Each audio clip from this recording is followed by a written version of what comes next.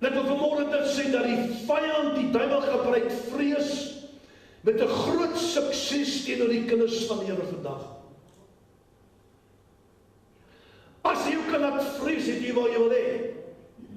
Want vrees is dikwels 'n verhaal wat ons gedagtes vooruitskryf. Jy vorm prentjies wat glad nie bestaan nie. En wat glad nie bewaarheid sal word nie.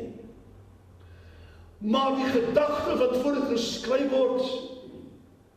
word nooit, of die werklikheid word nooit gepubliseer nie, dit ontstaan nooit nie, is 'n ding waar jy mee rondloop, is 'n ding waar jy mee worstel, en jy worstel die ding wat glad nie bestaan nie.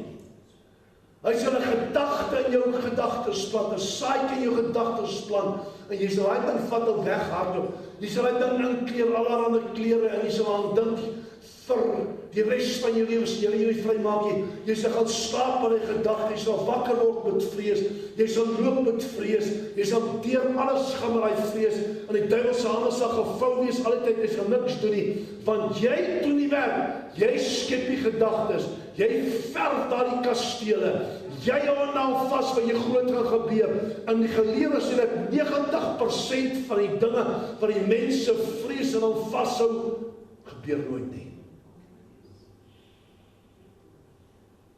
Maar jy glo dit